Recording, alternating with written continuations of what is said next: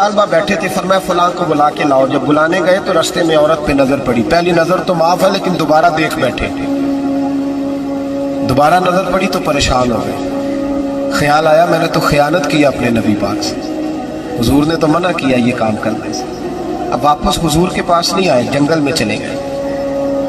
ابن قدامہ نے کتاب التوابین میں اس روایت کو لکھا ہے، کہتے ہیں 40 دن وہ پہاڑوں میں روتے رہے کہ یا اللہ مجھ سے غلطی ہو گئی۔ کتنے دن؟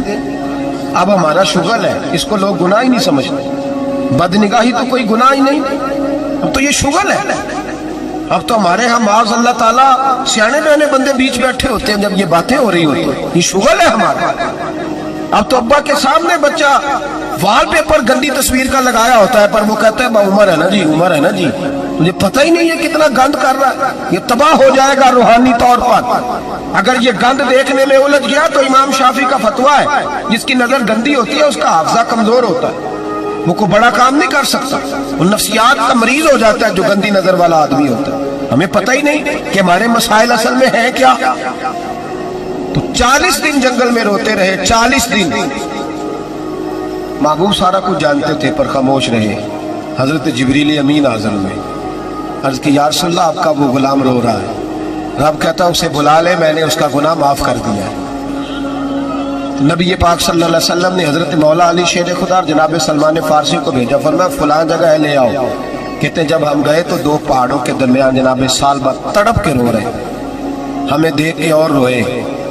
کہنے لگے علی میرے بارے میں کوئی آیت تو نہیں نازل ہو گئی؟ تو کہا نہیں، چل حضور نے بلایا ہے۔ کہا اچھا حضور کہتے کیا تھے، فرماتے کیا تھے؟ کہا پتہ نہیں لیکن بلایا ہے۔ کہتے جب ہمارے ساتھ چلنے لگے مسجد نبوی قریب آئی تو کہنے لگے علی بہت بڑا گناہ کر بیٹھا ہوں، نظریں میلی ہو گئی، وضو نہیں آنکھوں کا، مجھے ڈائریکٹ نہ لے کے جاؤ حضور کے پاس، جب نبی پاک نماز کی نیت باندھ لینا پھر میں جاؤں گا، میں پیچھے کھڑا ہو جاؤں گا حضور کے، میری طبیعت میں حوصلہ نہیں۔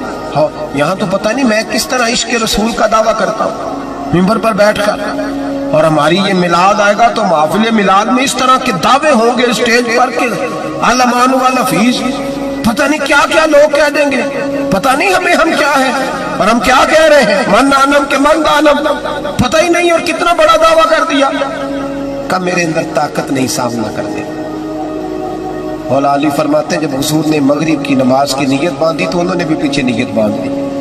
اتفاق کی بات یہ کہ حضور نے پہلی رکعت میں سورہ انفطار پڑھنی شروع کر دی، اذا السماء انفطرت واذا الکواکب انتصرت واذا البحار فجرت۔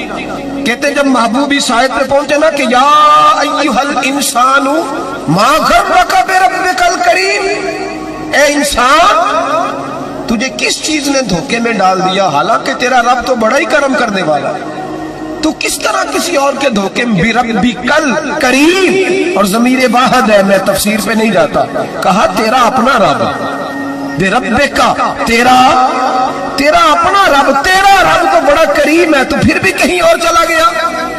جب یہ آیت سنی تو پیچھے چیخ ماری، بے ہوش ہو کے گر گئے، گھر والے گھر لے گئے، نماز مکمل ہوئی تو حضور نے فرمایا کیا ہوا؟ عرض کی حضور وہ تو رو پڑے تھے، گھر لے گئے، محبوب پیچھے گئے تو بے سود پڑے، تیز بخار ہو گیا۔